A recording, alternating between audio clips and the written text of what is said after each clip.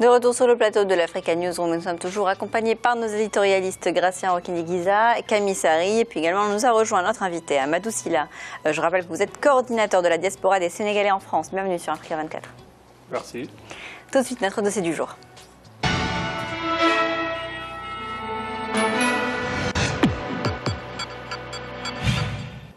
Le tourisme constitue un des piliers de l'économie sénégalaise. Aujourd'hui, il est en perte de vitesse. En cause, une offre touristique qui n'a pas su s'adapter pour répondre aux évolutions dans ce secteur. De ce fait, les fleurons de l'industrie touristique comme la station balnéaire de Saly Portudal sont tombés en désuétude. Reportage de notre correspondant au Sénégal, Djibril Fofana. La station balnéaire de Saly, à 80 km au sud de Dakar, la capitale du Sénégal. Naguère fleuron du tourisme, Saly Portudal symbolise aujourd'hui le déclin de l'industrie touristique au pays de la Teranga. Promoteurs hôteliers, restaurateurs, guides touristiques, tous sont unanimes sur un point. Le tourisme à Saly n'est plus ce qu'il était. Les temps ont bien changé. Les nombreux hôtels et résidences peinent aujourd'hui à se remplir. Les belles étendues de sable d'antan ont été envahies par les eaux du fait de l'érosion côtière. Les célèbres plages de Saly sont devenues sales et polluées. Bien plus grave, les investissements et les politiques de promotion de la destination Sénégal n'ont pas été en adéquation avec l'évolution du contexte. La situation de Saly est symptomatique de la crise du tourisme au Sénégal. Aujourd'hui, autorités étatiques et acteurs du tourisme sont mobilisés pour une relance de ce secteur. Boubacar Sabali est le directeur de l'hôtel Le Bougainvilliers à Saly. Malgré le démarrage effectif de la saison, son établissement ne connaît pas l'afflux des années précédentes. Les raisons de cette désaffection sont multiples. En dehors du fait que nous n'avons plus de plage, mais nous n'avons plus d'environnement paysager qui a été complètement détruit. Aujourd'hui, nous avons un problème de salubrité à Saly qui se pose et nous avons également un problème d'envahissement humain. En fait, il y a énormément de problèmes qui se posent à Saly qu'il faudra traiter en profondeur pour rendre Saly son image d'antan. Le tourisme au Sénégal est essentiellement balnéaire et de découverte. Pendant très longtemps, le pays n'a pas pu ou su diversifier son offre en la matière. Pourtant, il dispose d'importants atouts dont la valorisation permettrait la relance du secteur. C'est le cas de son immense patrimoine culturel et artistique. Je vous donne un exemple, par exemple. J'ai parlé de l'artisanat, nos braves artisans. Il y a un pourcentage assez élevé de la clientèle française qui se déplace à cause de l'artisanat sénégalais. Moi, j'en connais quelque chose. Parce que le bureau de l'office communal se trouve dans un village artisanal. Mais, dans les hôtels, par exemple, l'État a donné l'autorisation de mettre des boutiques. Tu peux imaginer en Afrique un Français qui te vend des objets d'art. C'est imaginable. Et les produits extra qui étaient réservés aux nationaux. Dans le tourisme, il y a ce qu'on appelle des produits extra. C'est l'artisanat. C'est la culture, c'est la gastronomie. Ils se déplacent pour ça. À Mbour, par exemple, le village artisanal reçoit très peu de touristes. Pourtant, sa vocation première était de proposer des produits issus de l'artisanat local aux touristes. Sa faible fréquentation est une des conséquences directes des carences dans la politique de promotion du tourisme au Sénégal. Il y a un manque d'organisation qui se trouve que les gens ne viennent pas à Mbour, quoi.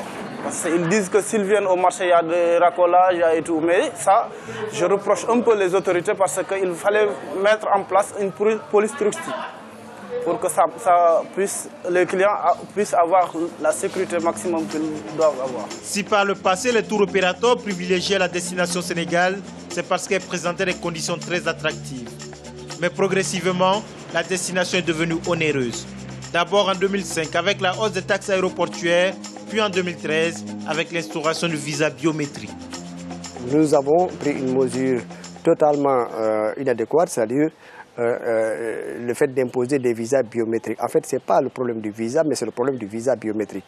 Le problème du visa biométrique impose aux clients le déplacement au niveau des consulats. On perd du temps, ça fait des frais supplémentaires. On est obligé de revenir pour récupérer également le visa, ce qui fait qu'un coût supplémentaire, des difficultés additionnelles, ce n'était pas vraiment les meilleures solutions pour relancer la destination. Nous parlons de visa. Pourquoi? C'est aberrant. Moi, j'ai dit que le gouvernement ne doit pas prendre une mesure sur un produit aussi fragile que le tourisme, sans pourtant consulter les professionnels. En lançant en novembre 2013 la saison touristique à Saly, le président de la République Macky Sall avait annoncé la mise en place d'un plan d'urgence pour la relance du tourisme. Mais plusieurs mois après, ces promesses restent encore lettres mortes au grand désarroi des promoteurs et acteurs du tourisme. Au jour d'aujourd'hui, nous considérons que c'est extrêmement lent et que la saison touristique est entamée, elle est perdue et que si on n'a pas de perspective, une visibilité sur des solutions à venir, nous redoutons que les tours opérateurs ne continueront pas à proposer des produits qui ne sont pas conformes. Pourtant, le gouvernement a déjà engagé d'importants travaux pour la relance du secteur. Un important programme de développement des infrastructures aéroportuaires domestiques pour relier facilement les différentes régions touristiques du pays est en cours de réalisation.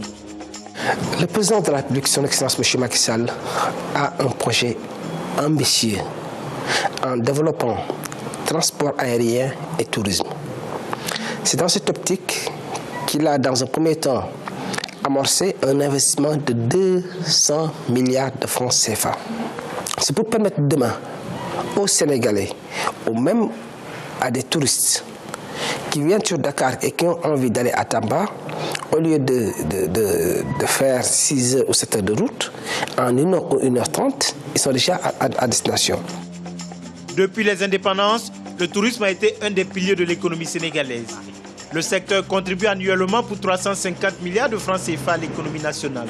La station de Saly Portudal, première station touristique de la sous-région, a fait du Sénégal une importante destination touristique dans le monde. D'ailleurs, la santé du tourisme sénégalais se mesurait essentiellement à l'aune des performances de Saly et de la Basse-Casamance. Aujourd'hui, le plan de relance du secteur annoncé par le président de la République nourrit l'espoir des acteurs. Mais en attendant, les Sénégalais assistent impuissants à la baisse du flux de touristes. Alors Amadou Sylla, après avoir vu ce reportage, de quoi souffre principalement d'après vous le tourisme au Sénégal? Oui, moi je pense que déjà vouloir réduire en tout cas le tourisme sénégalais à la station balnéaire de Saly, c'est déjà... C'est un exemple. Hein. Oui, mais je pense qu'il y a un potentiel extrêmement important au niveau du Sénégal, en tout cas en termes de sites touristiques, en termes de parcs nationaux, en termes de culture, en termes de... Voilà, il y a plein de... Je pense que tout le Sénégal aujourd'hui... le problème dont s'ouvre le tourisme sénégalais, c'est un problème de vision politique. Il n'y a pas de vision politique, il n'y a pas de code, comment dirais-je, code d'investissement établi, élaboré pour permettre à ce secteur. Le gouvernement l'a annoncé justement un grand plan pour dynamiser le secteur. Oui, vous savez, le gouvernement du Sénégal, alors on est habitué effectivement à écouter de très belles phrases, de très bonnes politiques, mais dans la réalité, moi j'avoue qu'il y a un problème de vision tout à fait qu'il va falloir revoir pour permettre effectivement à ce secteur-là, qui est un secteur extrêmement important, par la pêche, le secteur de la pêche, qui est un secteur aujourd'hui, le secteur du tourisme, à part le secteur de la pêche, et le deuxième secteur, pourvoyeur de devises, qui permet de créer de l'emploi, qui, en tout cas, peut aider le gouvernement à lutter contre la pauvreté et la question du chômage. Mais malheureusement, je pense que c'est une richesse dont les autorités sénégalaises n'ont pas encore pris la vraie mesure, en tout cas, la vraie conscience qu'il faut pour, en tout cas, relancer, redonner, en tout cas, tout ce que ce secteur-là mérite comme investissement pour permettre à ce secteur-là, en tout cas, de servir de façon tout à fait potentielle à l'économie du Sénégal. D'autant qu'on annonce tout de même un grand plan pour soutenir le secteur, mais de l'autre côté, on sait qu'il y a des freins, on l'a entendu dans le reportage, notamment par rapport à ce visa biométrique. Pourquoi avoir mis en place des procédures longues et qui vont freiner justement la décision d'un touriste de se rendre au Sénégal? Oui, mais moi je pense que la question du visa, ce côté-là, je ne partage pas tout à fait l'avis de ceux qui disent effectivement que c'est c'est un obstacle. Oui, on peut le considérer. C'est la première fois que le Sénégal instaure un visa pour permettre en tout cas à tous ceux qui veulent se rendre au Sénégal, notamment les Européens, de pouvoir prendre le visa. Mais nous qui sommes là, en regardant en tout cas cette mesure-là, on se dit c'est tout à fait logique parce que ça rentre dans le cadre effectivement du traitement des États, des échanges entre les États. Vous parlez de la réciprocité?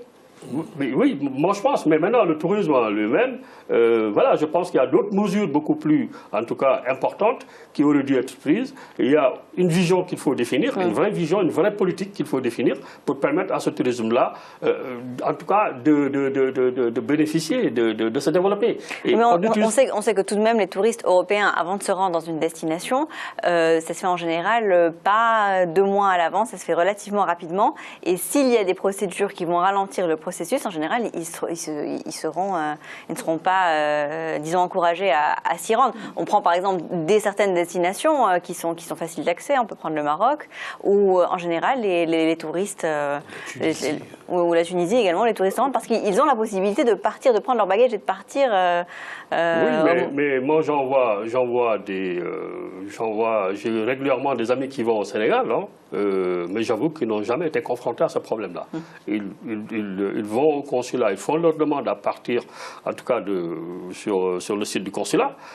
Automatiquement, on leur demande un certain nombre d'informations. Une fois qu'ils renseignent ces informations-là, eh bien, ils ont leur visa automatiquement ou ils le prennent à l'aéroport. Donc depuis effectivement l'instauration de cette mesure de réciprocité des visas, moi j'avoue que tous les amis qui partent, nous envoyons beaucoup de gens, en tout cas au Sénégal, qui vont pour des missions humanitaires ou des missions de courte durée, mais ils n'ont jamais eu de difficultés par rapport effectivement à cette question du visa. Moi, je pense que le débat peut-être aurait pu être orienté sur notre terrain, sur notre secteur notamment.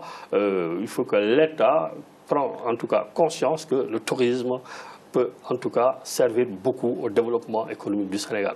Le Sénégal est un pays pauvre, mais le Sénégal a une richesse potentielle, il a des atouts. Aujourd'hui, c'est à 5 heures de vol de l'Europe. C'est un pays qui est ensoleillé, l'un des pays les plus ensoleillés du monde. Donc moi, je pense qu'il y a assez d'atouts, il y a assez de potentiel derrière que l'intelligence politique aurait pu aider effectivement à ces autorités-là de mettre tout le paquet qu'il faut pour que ce secteur-là décolle le plus rapidement. Alors, vous avez parlé des 5h30 de l'Europe pour rejoindre le Sénégal. Simplement, il n'y a pas d'une offre, en tout cas de transport, qui soit suffisamment compétitive par rapport à d'autres destinations. Ça fait partie effectivement des contraintes, parce que c'est les obstacles, parce que même au niveau national, déjà, il y a un problème de dessert aérien, parce que je prends un exemple, pour quitter Dakar et aller à Ziguinchor, c'est tout un problème. Pour quitter Saint-Louis, Dakar, aller à Saint-Louis, c'est un problème. Pour quitter Saint-Louis et aller à Tambacounda, c'est tout un problème. Alors que ces différentes régions sont quand même des zones potentiellement touristiques. Donc ça, je crois qu'il y a beaucoup à faire de la part du gouvernement du Sénégal. Alors on sait que les campagnes touristiques, les campagnes en tout cas de communication pour dynamiser le secteur touristique coûtent très très cher en général pour les ministères. Est-ce que vous pensez que le Sénégal a les moyens d'une très importante campagne touristique ? Oui, mais je sais que c'est une question de volonté politique, encore une fois. Parce que quand on décide, en tout cas, de s'investir convenablement pour le développement d'un secteur, nous avons vu ce qui s'est passé avec le PSE. On a mobilisé beaucoup d'argent, mais cet argent-là aurait pu être mobilisé pour lancer une campagne de la promotion du tourisme au Sénégal. Je pense qu'on pourrait avancer beaucoup. On pourrait avancer beaucoup, même si ce n'est pas comparable. Mais je veux dire que la volonté politique, elle est déterminante, en tout cas, pour relancer un secteur donné. Alors, une des causes dont on a parlé de ce frein un petit peu au tourisme sénégalais, c'est la mise en place de taxes aéroportuaires. Est-ce que vous pensez véritablement, Camille, que ça peut freiner le tourisme? Oui, Khadija, vraiment, il faut que les dirigeants comprennent que plus vous diminuez les coûts, c'est-à-dire au niveau de l'aérien, des taxes, au niveau les visas, vous simplifiez, il peut y avoir le système de la réciprocité. Ce sont des règles connues, mais on peut avoir son visa, par exemple, sur place. Le Mali le fait. C'est-à-dire que vous pouvez demander le visa, et au Maroc et puis en Tunisie, il y a marqué visa, mais vous l'avez à l'aéroport. C'est de façon très simple. Là, on applique la réciprocité quand même. Mais c'est vraiment un ensemble de mesures. Il est dommage que, moi je me souviens, tous les voyages qu'on a fait sont des missions économiques qui n'ont rien à voir avec le tourisme. Le seul pays qui nous paraissait vraiment un pays de touristique, on croisait des touristes, où c'était agréable, c'est le Sénégal. Et je parle des années 90. C'est un manque à gagner considérable pour l'économie sénégalaise, sachant que tout le monde en profite. On a parlé du racolage, de l'artisanat. Moi, je comprends que les touristes ne veulent pas aller dans ces centres d'artisanat. Moi, je me souviens, vraiment, ça m'avait marqué, de quelqu'un qui nous a poursuivis, il n'y a pas que un ou deux, et puis il fallait qu'il nous vende ses produits, on lui a dit alors, 1000 ça fois existe qu'on partout, veut pas. hein, par contre, Camille. Non, par contre... Dans tous les pays touristiques, c'est comme ça. Hein. Non, mais par contre, là, c'est vraiment exagéré. Moi, je le dis... Vous avez une mauvaise expérience. Si ça a été dit dans le reportage, il faut que les autorités veillent aussi à la tranquillité des touristes à tout point de vue. Et ça, c'est leur rôle. La politique touristique, c'est un ensemble. Et moi, j'ajoute que... Gracien, vous avez déjà rencontré la même expérience ? Bon, ça se rencontre partout en Afrique et c'est normal. Ils ont l'art de vendre, c'est très bien. Vous avez pas ça en Belgique, par exemple. On peut les encourager. Mais revenant sur le sujet notamment, on peut dire que vraiment le gouvernement actuel a fait un pas au niveau du tourisme parce que du temps de l'ancien président Ouad, même le ministère du tourisme était supprimé. Donc, c'est-à-dire qu'on se retrouvait pratiquement avec une direction générale. Au moins maintenant, il y a un ministère du tourisme. Ce qu'on peut dire aussi, c'est que on parle de sable, d'autres choses au Sénégal. Il y a un tourisme historique. Il y a Gorée, il y a île Saint-Louis. Il y a un créneau. Alors, il y a un patrimoine culturel. Oui, culturel aussi. Il y a un vivier. Il y a beaucoup d'Africains en Europe, de la diaspora, qui peuvent faire un tourisme historique, culturel au Sénégal pour voir comment ça se faisait au niveau de l'esclavage, le transport, tout ce qui se faisait. Il suffit de communiquer sur ça. Les gens, je pense qu'il y a beaucoup d'Africains qui pourraient y aller. Or, on se focalise sur ces touristes qui sont intéressés par le sable. On sait bien qu'en Europe, il y a la crise, mais il faut chercher aussi d'autres touristes. Les Africains aussi peuvent être des touristes en Afrique. Et justement, comment est-ce que la diaspora pourrait aider à cette redynamisation du tourisme au Sénégal ? Vous savez, moi je pense que nos gouvernants doivent en tout cas imaginer une nouvelle politique et puis en direction de la diaspora, parce que je pense que la diaspora peut contribuer dans ce qu'on... En tout cas, le concept aujourd'hui qui est beaucoup développé, qui s'appelle partenariat public-privé. Et de ce point de vue, je pense que la diaspora peut jouer un rôle extrêmement important. Quand on sait que la diaspora est pourvoyeur, en tout cas, de devises dans beaucoup de pays africains, et le Sénégal n'échappe pas à cette règle-là. Mais malheureusement, je pense qu'il y a une politique à définir au niveau de ces États-là, pour que cette diaspora soit reconsidérée d'une certaine manière et qu'elle puisse être en tout cas un vrai acteur du développement des pays, de leur pays.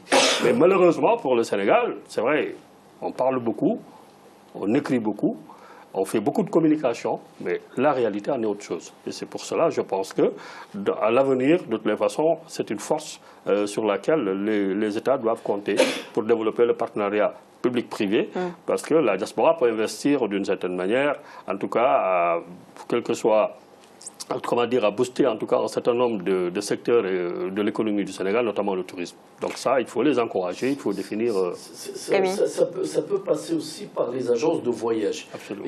Et ça, c'est important.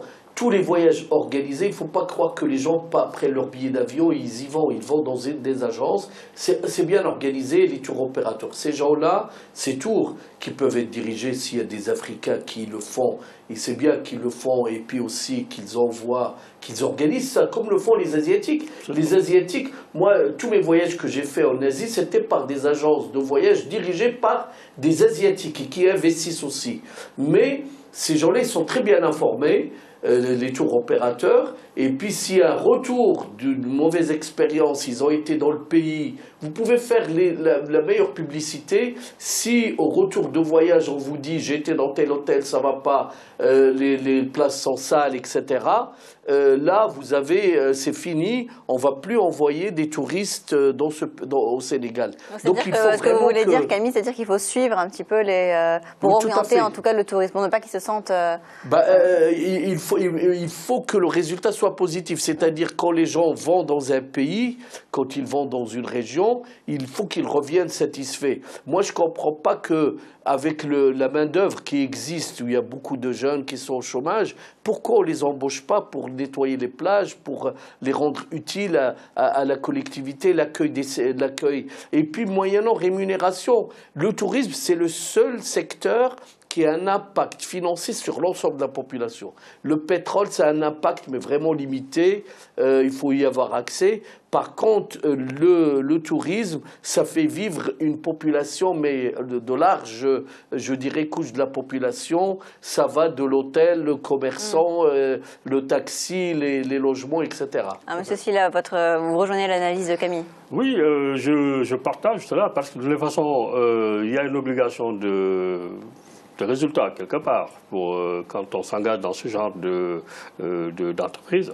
Il faut que ceux qui partent au retour apprécient. Et je pense que la plupart de ceux qui partent, je ne parle pas du système qu'on a, qui existe, en tout cas le système traditionnel par lequel beaucoup de touristes partent, mais en tout cas ceux qui partent aujourd'hui dans des réseaux, de nouveaux réseaux qui existent, par exemple, nous quand on envoie, disons, des volontaires, quand on envoie des missionnaires, mais ils vont pour une mission précise, mais en même temps, il y a le côté tourisme, parce qu'ils découvrent. Et la plupart des gens qui partent, ils ne veulent pas rentrer. Ils me disent, mais je ne vois pas pourquoi je vais rentrer, je vais trouver un compte ici. Ils restent au Sénégal. Et je trouve que c'est bien parce que tout simplement, il y a cet accueil des populations, il y a cette capacité d'intégration, de s'adapter. Ils ne vont pas dans des hôtels, ils ne vont pas se barricader, en tout cas dans des murs où ils ne voient pas les réalités sociales. Ils vont au niveau des populations, ils vivent avec ces populations, ils découvrent leur réalité. Soit c'est des personnes qui arrivent effectivement à s'accommoder avec ces modes de vie et en se disant, mais il y a des valeurs que je n'avais pas compris et que j'apprends. Donc il y a ce partage, quelque part, qui fait que quand les gens se retrouvent dans cette nouvelle vie, ils apprécient et puis à un moment donné, ils se disent, mais on peut effectivement faire une vie ici, pourquoi pas, on peut construire quelque chose, parce qu'au Sénégal, comme la plupart de certains pays africains, tout est à construire, c'est ça la réalité.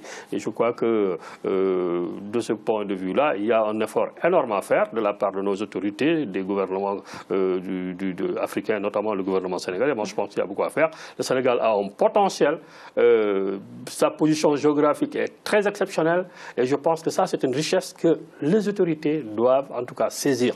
Je me pose la question de savoir comment se fait-il, avec tout, en tout cas, ces avantages que nous avons, que la nature, en tout cas, nous a dotés, parce qu'on n'a pas choisi cette position géographique, qui fait qu'en fait, voilà, c'est tout à fait exceptionnel. On n'a pas choisi cette position pour bénéficier d'un pays ensoleillé, pendant l'un des pays les plus ensoleillés du monde. On n'a pas, en tout cas, choisi cela, mais je crois que la nature a fait en sorte qu'il faut quelque part aussi que l'intelligence humaine puisse saisir de ces opportunités-là, le traduire en opportunités réelles pour permettre effectivement à ces populations voilà, de Merci sortir de Monsieur cette Sylla. situation. Nous allons mettre fin à ce débat. Je vais vous rappeler les principaux titres de l'actualité à retenir. Alors que l'ancien président Abdoulaye Wade n'a pas pu rendre visite à son fils Karim Wade détenu, ses avocats ont soutenu que son droit de visite lui aurait été tout bonnement retiré. Le ministre de la Justice sénégalais rejette ces accusations. Ibrahim Malab, le Premier ministre égyptien, effectue une visite en Guinée équatoriale. C'est la première fois qu'un responsable égyptien se rend dans ce pays d'Afrique centrale. Nouvelle pause dans l'Africa Newsroom à suivre nos dossiers de l'économie. Restez avec nous.